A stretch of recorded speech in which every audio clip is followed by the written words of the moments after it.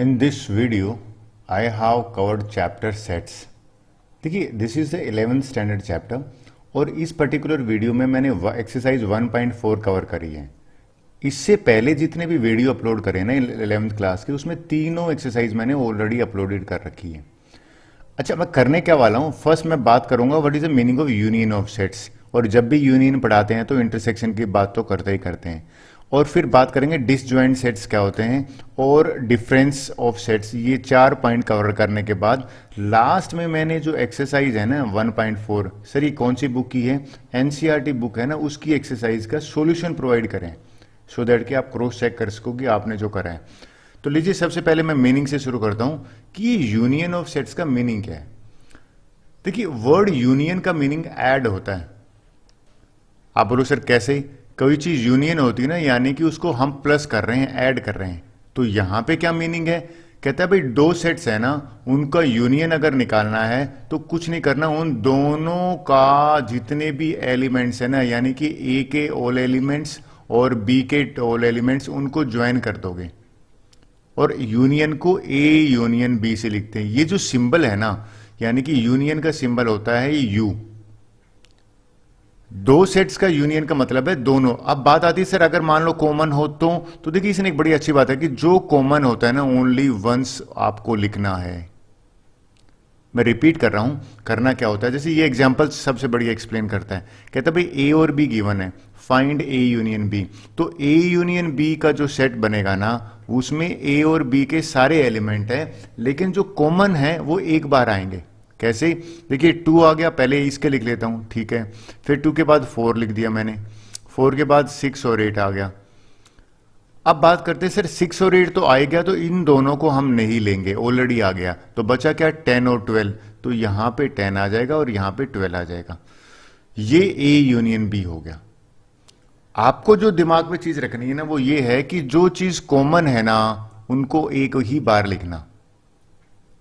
अब बात होती है सर मान लीजिए अगर 3 हो तो भाई फॉर एग्जांपल अगर एक क्वेश्चन आ जाए कि सी एक सेट और है और उसमें भी आ जाता है 12 और 13 और 14, 3 सेट्स का यूनियन कैसे निकालें। तो देखिए सेम है, A union B union C, इनका मीनिंग हो जाएगा कि तीनों सेट्स के एलिमेंट।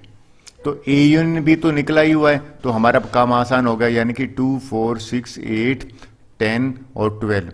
अब सी में से 12 तो ले नहीं सकते क्योंकि ये ऑलरेडी कॉमन है, तो मैं क्या लूंगा, ये एक बार आ चुका है। तो 13 और 14 अगर मैं ले लेता हूं, तो ये मैंने आपको बताने की कोशिश करी है कि 3 सेट्स का यूनियन आ जाए तो क्या करें। मेरा मानना आपको यूनियन वाली कंसेप्ट क्लियर होगी। चलिए यूनियन की थोड़ी सी प्रॉपर्टीज डिस्कस कर लेता हूं, थोड़ा और डिटेल में डेप्थ में जाते हैं इसमें। ये कहता है कि भाई ए यूनियन बी निकालो या बी यूनियन ए निकालो, दोनों का मीनिंग आंसर सेम आएगा। इसको कहते हैं कोमुटेटिव लॉ। ये पता है आपने कहां पढ़ा था, ये आपको याद दिला, तो लोअर क्लासेस में आपने पढ़ा था 2 + 3 निकालो या 3 + 2 निकालो, आंसर सेम आता है। और इस लॉ को कोमुटेटिव लॉ कहते हैं। टीचर ऐसे पढ़ाता होगा A + B = B + A। तो यूनियन में ये काम करेगा। अच्छा अगर 3 सेट आ जाते हैं ना, भाई ए यूनियन बी का निकालने के बाद यूनियन सी निकाल दो, या बी यूनियन सी पहले निकाल लो फिर ए निकालो, तो आंसर सेम आएगा। और इसको एसोसिएटिव लॉ कहते हैं। इसको याद दिलाता हूं, एसोसिएटिव लॉ एडिशन में क्या होता था कि भाई 2 + 3 है, मान लीजिए मैं अगर मैं 5 ऐड कर रहा हूं और 2 अलग से कर रहा हूं, 3 + 5 का, तो ये एसोसिएटिव लॉ यूनियन में भी ट्रू होगा। मजेदार है, देखिए थर्ड वाला कहता है भाई 5 आपको पता है नल सेट होता है, भूल गए हो तो बताता हूं, 5 में कोई भी एलिमेंट नहीं होता है। कहता है भाई उसके साथ यूनियन नहीं लगाओगे तो डेफिनेटली ए ही आएगा। तो ए यूनियन 5 जो है ए ही होगा। इसको ना identity element, law of identity element कहते हैं। आपको याद एक और चीज लाता हूं, आपको पता है आइडेंटिटी एक वर्ड होता था एडिटिव आइडेंटिटी, मैं लिख वो समझाता हूं उससे। एडिटिव आइडेंटिटी, एडिटिव आइडेंटिटी क्या होता था, उसको जीरो को कहते थे। क्यों कहते थे, जी 7 + 0 करो तो 7 नहीं आता था। तो सिमिलरली यहां पे एडिटिव एलिमेंट है ना, वो एक्चुअल में आइडेंटिव यानी कि 5 है, उसको एडिटिव आइडेंटिटी कहेंगे यूनियन का। तो कई बार ये क्वेश्चन में आ जाता है यूनियन का एडिटिव आइडेंटिटी। चलिए सॉरी यूनियन आइडेंटिटी। अब बात करते हैं, अगर दोनों का ही आपस में निकाले तो इसमें तो बताने की जरूरत नहीं, इसको आइडोपोटेंट लॉ कहते थे, आइडेम्पोपोटेंट लॉ। और ये जो लॉ है ये अक्सर एमसीक्यू में पूछ लेते हैं। फिर आ जाता कि यूनियन, ये यू है ना कैपिटल वाला, ये तो यूनिवर्सल सेट है। और यूनिवर्सल सेट और कोई भी सेट का अगर आप यूनियन निकालोगे तो आंसर यूनिवर्सल सेट ही होगा। तो लॉ ऑफ यूनिवर्सल सेट हो गया। तो आपको ये ध्यान में रखना है, ये सिंबल और ये सिंबल में कंफ्यूजन ना हो आपको। चलिए, जब भी यूनियन के बाद हम पढ़ाते हैं ना, अक्सर हमेशा साथ में पढ़ाते हैं इंटरसेक्शन, बड़े मजेदार लगता है मुझे। इंटरसेक्शन ऑफ सेट्स में ना देखिए, टू सेट्स है ना, ए और बी ले लेते हैं, उनका अगर इंटरसेक्शन में कौन सा काउंट करेंगे, अगर वो दोनों में कॉमन है। दोनों में कॉमन का मतलब है ए में भी प्रेजेंट होना चाहिए और बी में भी, और इसका सिंबल होता है उल्टा यू, यानी कि यू है उसको इंटरसेक्शन ऑफ टू सेट्स कहते हैं। अच्छा, इनमें वही काउंट होंगे जो दोनों में प्रेजेंट है। मैं आपको एग्जांपल से समझाता हूं। भाई ये ले लीजिए, ए आपको सेट गिवन है और ये बी गिवन है। हमें कहता है भी ए इंटरसेक्शन बी निकालिए, तो ए इंटरसेक्शन बी जो है उसमें हम वो एलिमेंट ढूंढो जो दोनों में प्रेजेंट है। देखिए, आप टू है, यहाँ पे दोनों में टू है, तो यहाँ दोनों में टू है तो लिख दिया। फिर आप देखो थ्री जो है वो यहाँ पे भी है और यहाँ पे भी है, तो मैंने थ्री भी लिख दिया।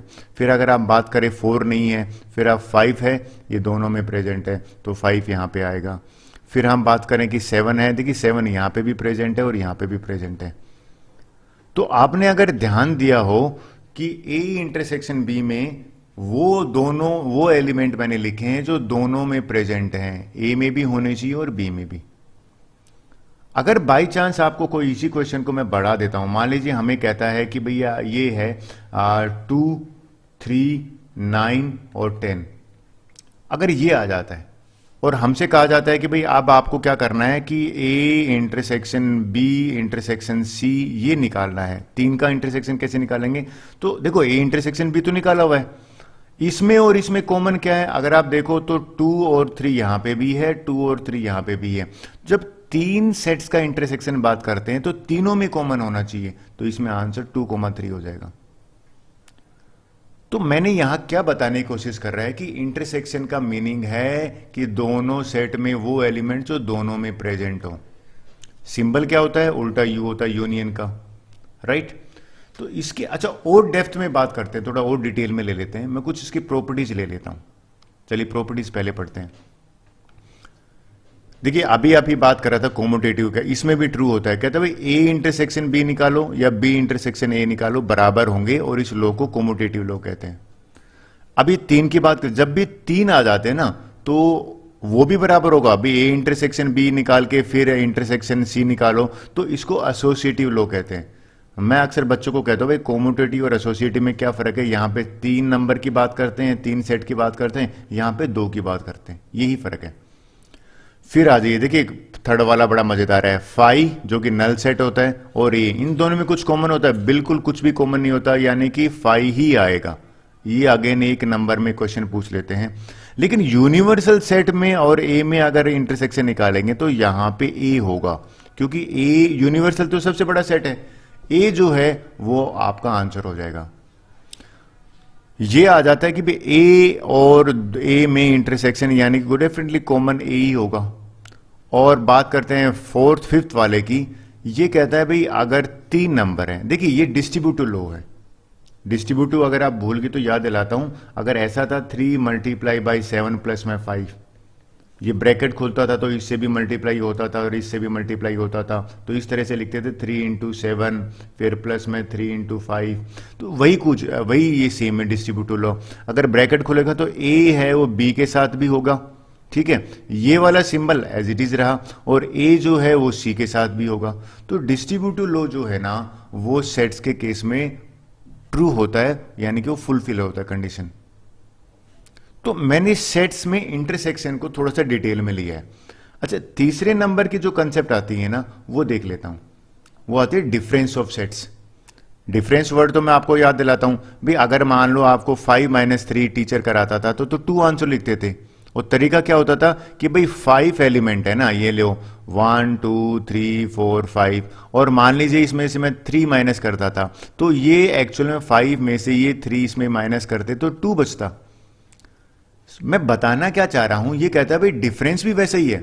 डिफरेंस ऑफ सेट्स है ना, वो क्या कह रहा है, कहता है कि भाई ए माइनस बी का क्या मीनिंग है वो समझाता हूं। ए माइनस बी का मीन ये होता है कि all the elements of A, but वो बी में प्रेजेंट नहीं होना चाहिए। वो एलिमेंट्स जो ए को तो बिलोंग करते हैं लेकिन बी में नहीं होने चाहिए।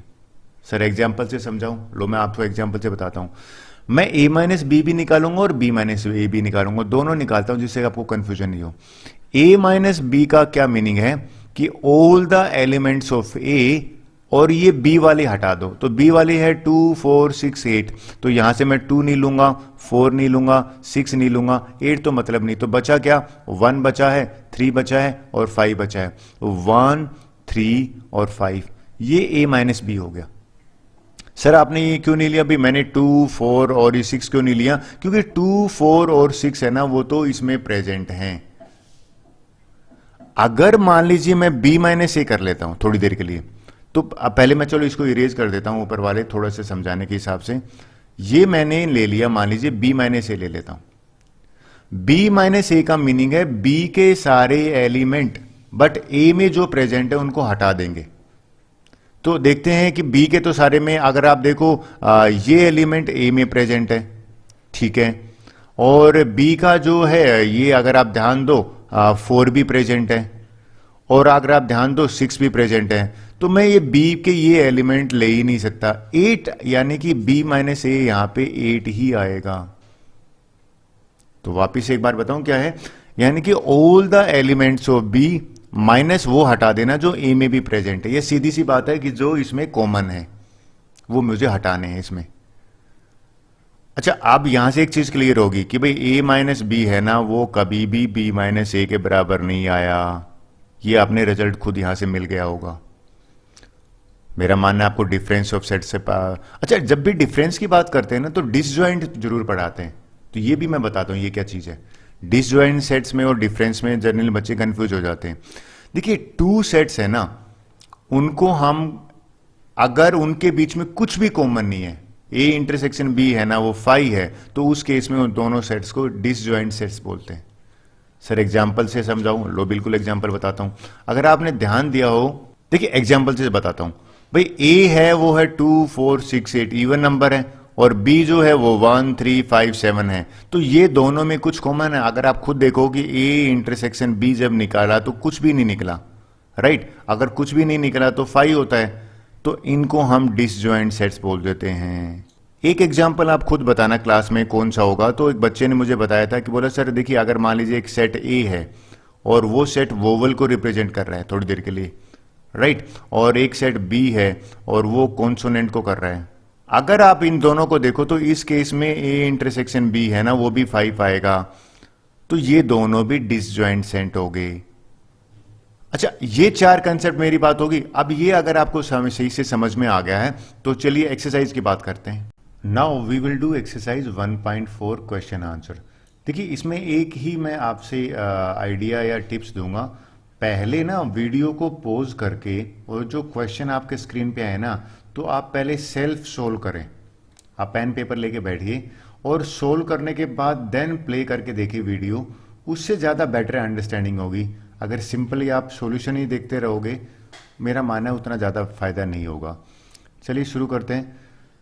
फर्स्ट क्वेश्चन ले लेते हैं। देखिए फर्स्ट क्वेश्चन क्या कह रहा है, कहता है फाइंड द यूनियन नेम। मैं अंडरलाइन कर लेता हूं, जो चीज़ निकालनी है यूनियन निकालना है। तो यूनियन आपको अगर याद होगा तो एक्स वाई दोनों सेट्स का यूनियन होता है, दोनों के सेट्स कंबाइन कर देते हैं, और जो 2 बार आ रखा है उसको 1 टाइम में लिखेंगे। 1 है फिर 2 इसमें है तो 2 का यहाँ से काउंट हो जाएगा। फिर अगर आप देखो 3 जो दोनों में प्रेजेंट है तो ये 1 टाइम लिखेंगे, और 4 है नहीं, फिर 5 यहाँ पे प्रेजेंट है तो 5 यहाँ पे आ जाएगा। तो देखा जाए इसमें 2 ही चीज़ कॉमन थे जो मैंने एक बार लिखे हैं। 1 यहाँ पे भी है, यहाँ पे भी है, उसके बाद 3 यहाँ पे भी है, यहाँ पे भी है, तो ये आंसर हो गया आपका। ये थोड़ा सा मिस प्रिंट हुआ है, इसको आप सेट ही बना लीजिए। देखिए ए यूनियन बी की बात करें, ये इजी को जनरली बच्चे क्लास में ये खुद कर लेते हैं, टीचर की हेल्प इतनी नहीं लेते। अब हमें क्या है, यूनियन में दोनों सेट्स के कंबाइंड करके लिखने हैं। कॉमन वालों को एक बार लिखना होता है। दोनों में ए है, लीजिए लिख दिया। फिर मैंने देखा बी है, वो इसी में प्रेजेंट है, ये बी भी आ जाएगा। फिर सी जो है वो यहाँ पे प्रेजेंट है, यहाँ पे आ गया। फिर सी के बाद आप देखो ये चारों है ना, ये इसी में प्रेजेंट है, तो ये हो जाएगा ई आई ओ यू। भाई जो दोनों में प्रेजेंट है यानी कि एक ही एलिमेंट था, ये वन टाइम मैंने लिखा है, ए दोनों में आ गया, बाकी दोनों के सेट्स मैंने कंबाइन कर दिए। आई होप यहां तक क्लियर हो गया। नेक्स्ट मैं चाहता हूं कि आपको ना समझा के खुद आप कर लीजिए, मैं इनके आंसर बता देता हूं। अच्छा ये थोड़ा अलग है, ये कहता है कि भाई इनको यूनियन निकालो, लेकिन ये अगर देखो टेबुलर फॉर्म में और सेट बिल्डर फॉर्म की बजाय सेट बिल्डर फॉर्म में दे रखा है ये। मैं इसको अगर टेबुलर फॉर्म में बनाऊं सेट को, देखिए x is a natural number and multiple of 3। देखिए एंड वर्ड का मतलब होता है ये दोनों कंडीशन सेटिस्फाई होनी चाहिए। मल्टीपल ऑफ 3 तो पहला यहाँ पे 3 आएगा, 1 नहीं लूंगा मैं, 3 मल्टीपल ऑफ 3 होना चाहिए, फिर 6 होना चाहिए, फिर 9 होना चाहिए, फिर 12 होना चाहिए, यानी कि ये इस तरह का सेट बनेगा, राइट। अगर इसको मैं बनाऊं टेबुलर फॉर्म में तो ये क्या बनेगा देखते हैं। ये कहते हैं x is a natural number और वो लेस देन 6 होना चाहिए। तो नेचुरल नंबर तो 1 से शुरू होते हैं, तो 1 2 3 4 5, देखो 6 से लेस देन तो 6 नहीं लेंगे, 5 तक लेंगे।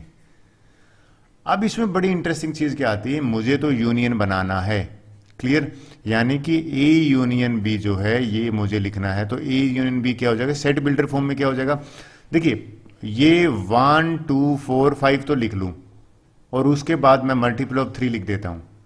कैसे मैं समझाता हूं, इसका आंसर मैं इस तरह से लिख सकता हूं कि भाई ये अगर आंसर हो जाए कैसे, देखो मैंने क्या लिखा है 1 2 4 5, कौन से हैं ये 1 2 4 5 ये ले लिए, और का मतलब है दोनों चीज काउंट होंगी, और मल्टीपल ऑफ 3। तो ये जो 3 है ना, ये 3 भी मैंने ले लिया, फिर 3 के मल्टीपल ही आ गए। तो दोनों सेट को डिफाइन करके मैंने इसका आंसर लिखा है, ये इसका आंसर होगा ए यूनियन बी का। चलिए नेक्स्ट क्वेश्चन की बात करते हैं, फोर्थ पार्ट बात करते हैं। अगर आपको कंफ्यूजन हो तो इसमें आप सेट बिल्डर फॉर्म से टेबुलर फॉर्म बना के देख लो। कहते हैं x is a natural number, 1 से बड़ा है, तो 1 से बड़ा तो भैया 2 3 4 5, और कहते हैं 6 इंक्लूड करना है, ये देखो ये सिंबल ये वाला, तो मैंने यहां पे 6 भी लिख लिया। फिर अगर कहते हैं x is a natural number and इनके बीच में लाई, देखो एंड का मतलब होता है दोनों कंडीशन फुलफिल होनी चाहिए, तो नेचुरल नंबर भी है तो और 6 से तो बड़ा होना चाहिए, तो यहां पे हो गया 7 8 9, और यहां मैं 10 नहीं लूंगा। इन दोनों का मुझे यूनियन निकालना है, यानी कि मुझे देखा जाए तो यहां पे ए यूनियन बी निकालना है। तो ए यूनियन बी में क्या आ जाएगा, देखिए यहां से 2 से शुरू करेंगे, 2 3 4 5 6 7 8 9, तो या तो मैं कंबाइंड भी लिख दूं, या फिर अगर मुझे सेट बिल्डर फॉर्म में है तो ये भी लिख सकता हूं। देखिए कैसे कि भाई x 1 से शुरू है, 1 से मतलब 1 को इंक्लूड नहीं करना, ये सिंबल आ गया, और 10 से छोटा है, और ये x बिलोंग टू, इसका अगर आप टेबुलर फॉर्म बनाओगे ना तो ये बन जाएगा 2 3 4 5 6 7 8 9। ये तो है टेबुलर फॉर्म में आंसर, और ये है सेट बिल्डर फॉर्म में। देखिए टेबुलर फॉर्म और सेट बिल्डर में कौन सी में आंसर दे, अगर आपको सेट बिल्डर फॉर्म में ही दे रखा है तो आंसर भी मेरा मानना है सेट बिल्डर फॉर्म में होना चाहिए। चलिए क्वेश्चन 5 की बात करते हैं।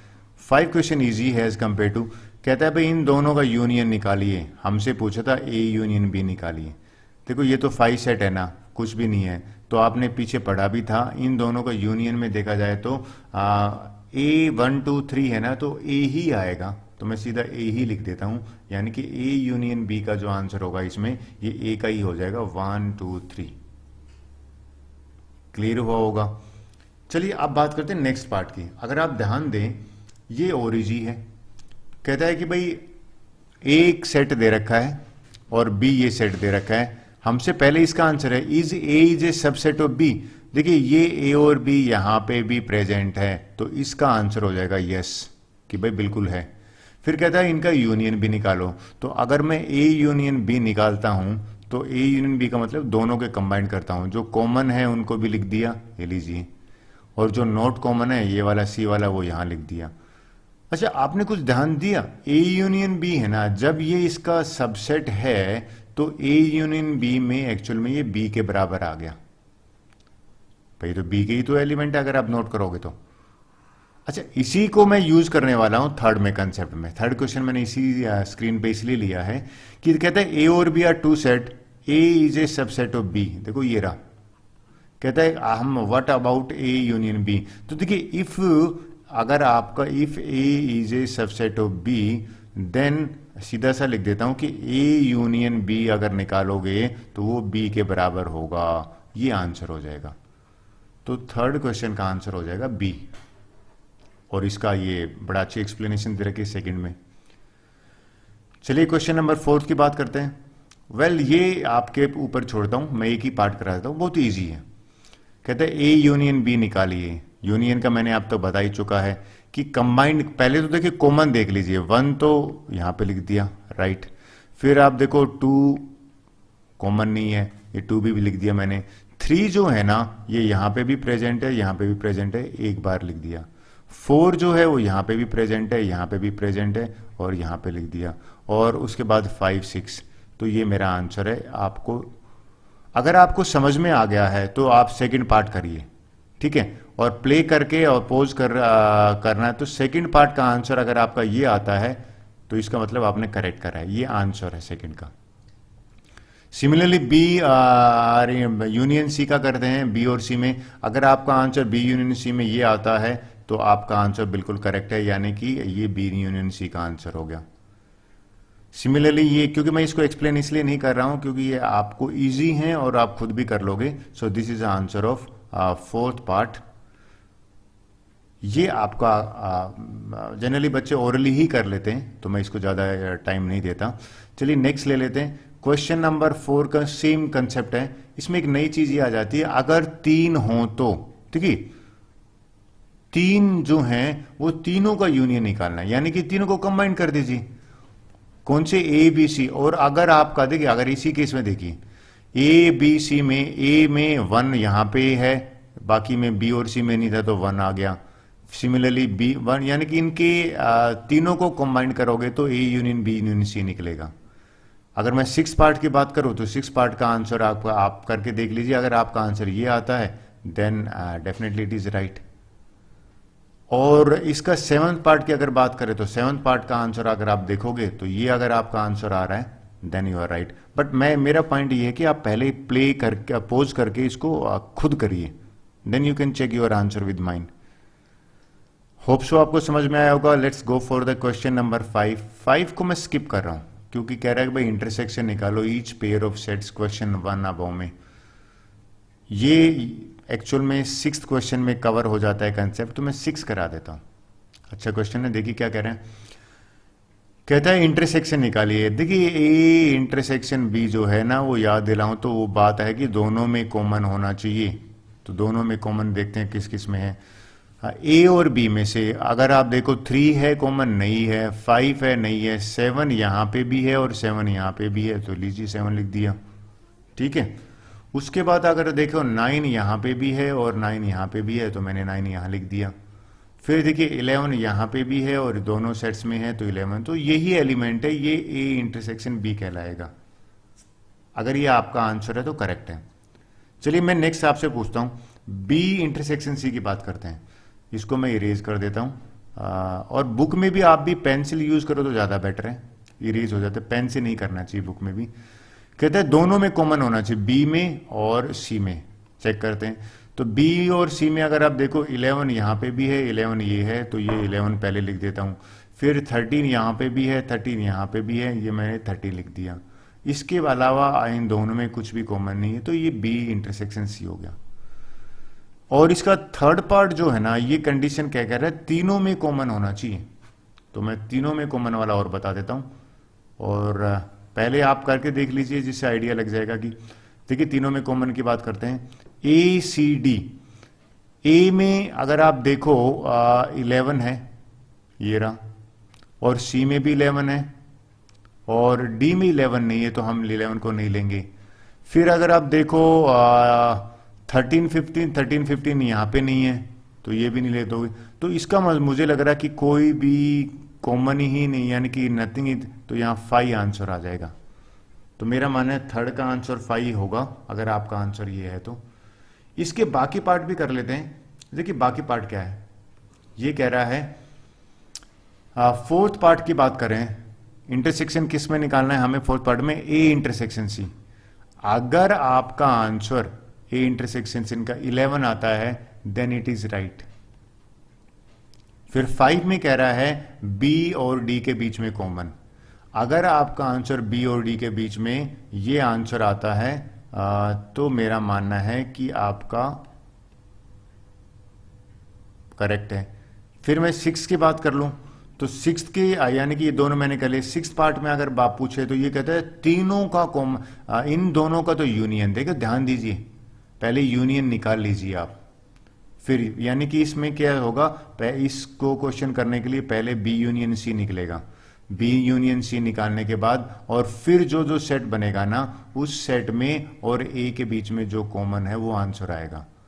और अगर इस केस में आपका आंसर आ जाता है 7, 9, 11 तो वो करेक्ट माना जाएगा। 7th की बात मैं करता हूं। देखिए 7th पार्ट क्या कह रहा है, ए और डी का इंटरसेक्शन निकालना है, तो मेरा मानना ये इजी है, इन दोनों के बीच में कुछ भी नहीं है कॉमन। वेल अगेन बात करते हैं क्वेश्चन नंबर 8 की। 8th, 9th और 10th जो है वो मेरा मानना है कि आप खुद एक बार ट्राई करके देख लोगे, अगर आपका आंसर मैच कर रहा है तो ये करेक्ट होगा। So with this our 6 question over. चलिए 7th क्वेश्चन की बात कर लेते हैं। Well 7th question quite interesting. ये क्या कहना चाहता है वो आपको समझाता हूं मैं। ये कह रहा है कि भाई x is a natural number, b है इनके, ये हमें ये निकालने के लिए कह रहा है फर्स्ट। तो मैं पहले ना कभी कंफ्यूजन हो जाए तो मैं अक्सर बच्चों को कहता हूं भाई इसको टेबुलर फॉर्म में बना लीजिए। नेचुरल नंबर है, नेचुरल नंबर 1 से शुरू होता है, 1, 2, 3 और इस तरह से आपने बना लिया, ठीक है। फिर b को भी अगर आप समझने के लिए टेबुलर फॉर्म में ले लीजिए, इवन है और इवन के बाद नेचुरल है, तो यहां पे हो जाएगा 2, 4, 6, 8, ये लीजिए। चलिए मैं सी का बना लेता हूं। अगर मैं सी का बनाऊं तो ये कहते हैं x is an odd natural number. Odd natural number तो भैया 1, 3, 5, 7 ये हो जाएगा।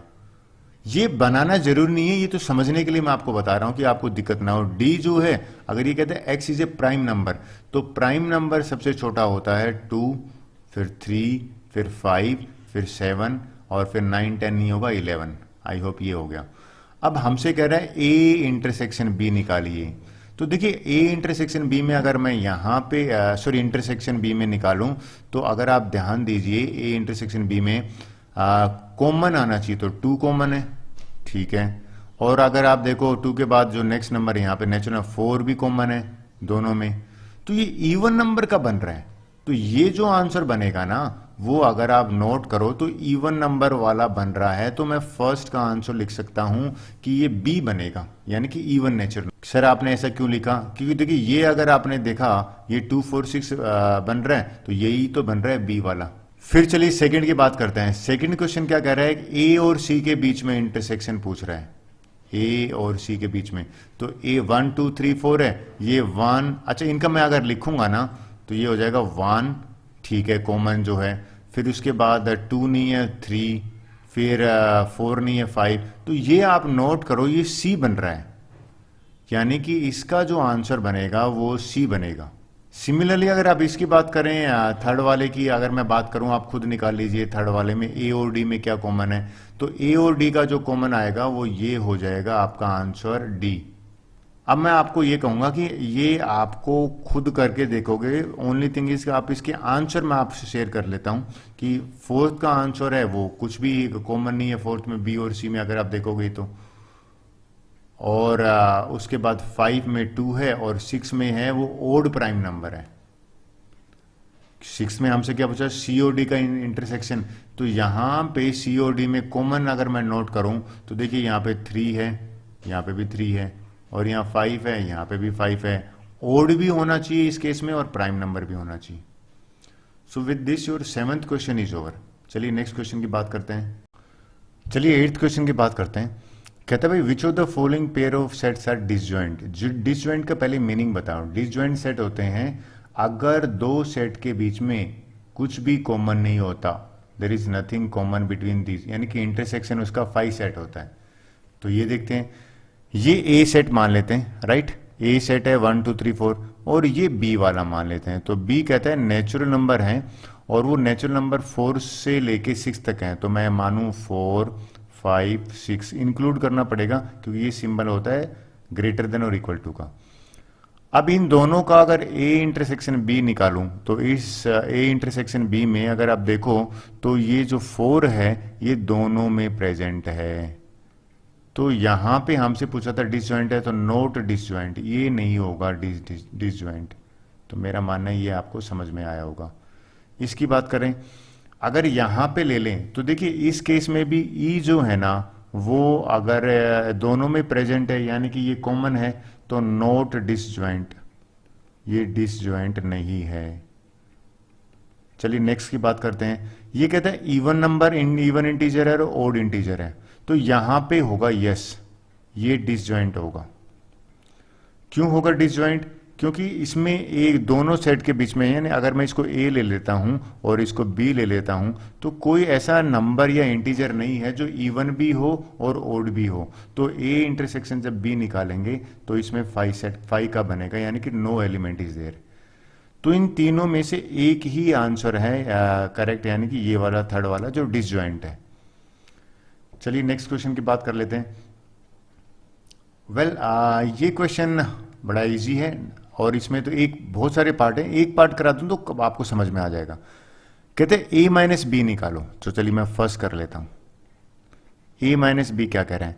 ए माइनस बी कह रहा है कि भाई ए के सारे एलिमेंट माइनस बी, बी के नहीं होने चाहिए। क्या कहना चाह रहा हूं मैं दोबारा बताता हूं। मैं पहले बी के एलिमेंट इसमें से माइनस कर देता हूं ए में से, तो देखो ये अगर 12 है ना, ये 12 यहां से कट हो जाएगा, नहीं आएगा।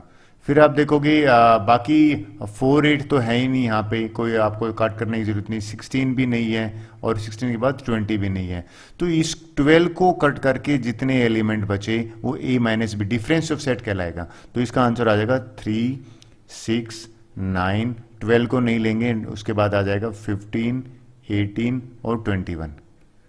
तो ए माइनस बी डिफरेंस का मतलब क्या होता है कि all the elements of A except the element which are present in B, B के हटा के वो ए माइनस बी हो जाएगा। आई होप आप सेकंड पार्ट कर लोगे। सेकंड पार्ट का क्या होगा? ए माइनस सी का मतलब है all the element of A except C, C के हटा दोगे आप। मैं इन सब के आंसर प्रोवाइड कर देता हूं, ये आंसर हैं और ये आंसर हैं, आप क्रॉस चेक कर लोगे कि भाई आपको ये समझ में आया है कि नहीं। ये फर्स्ट का आंसर हो जाएगा, ये सेकंड का आंसर हो जाएगा, राइट। इजी है, मेरा मानना है खुद हो जाएगा। 10th क्वेश्चन की बात कर लेता हूं। वेल ये कई बार 1-2 नंबर में पूछ लेते तो ये समझा देता हूं। अगेन सेम है, x माइनस वाई निकालना है तो इसको मैं यही कर देता हूं, यानी कि x माइनस वाई का मतलब है all the element of x और वो b के माइनस करने हैं। तो पहले माइनस कौन कौन से करने हैं? देखो ये b में अगर y में अगर b प्रेजेंट है ना, इसको हटा देते हैं। फिर आप देखोगे d भी प्रेजेंट है यहाँ पे, तो d भी हटा देते हैं, करेक्ट। और एफ और जी तो है नहीं, तो इसमें ये x माइनस वाई जो है ये बन जाएगा ये वाला एलिमेंट a और ये वाला एलिमेंट c। ये मेरा पहले का आंसर आ गया। आई होप आपको क्लियर हुआ होगा। अच्छा, y माइनस जो x है ये हम कर लेते हैं। इसका क्या मीनिंग है? देखिए मैं इसको थोड़ा इरेज कर देता हूं समझाने के हिसाब से, और इजी हो जाएगा। देखिए ये क्या कह रहा है, all the elements of y but x के माइनस कर देंगे।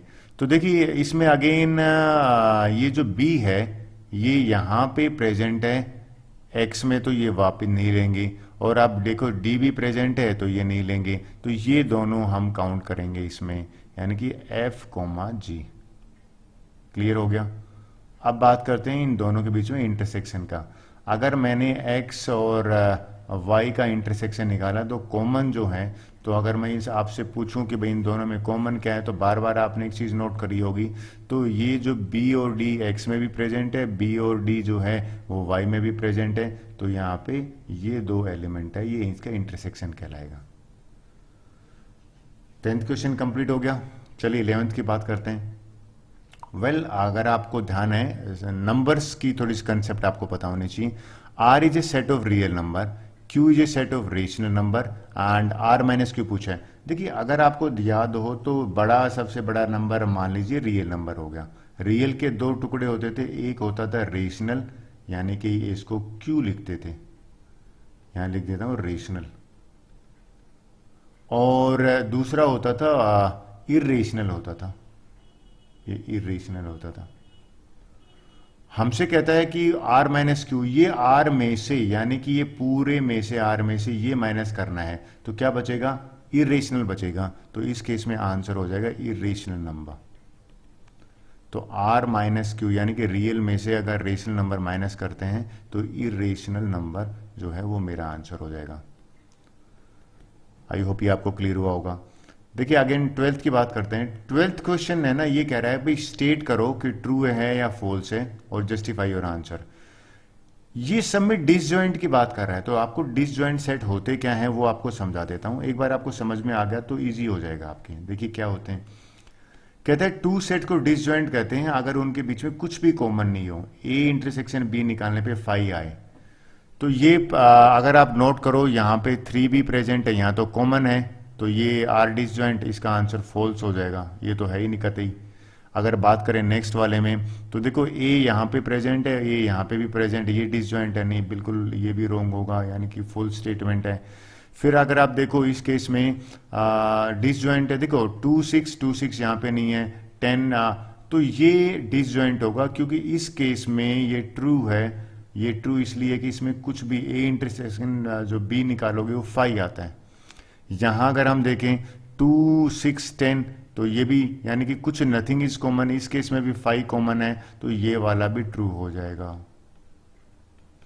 तो 2 फॉल्स हो गए, 2 ट्रू हो गए। मेरा मानना है आपको 12th क्वेश्चन आगे समझ में आ गया। सो with this our exercise over, thank you very much.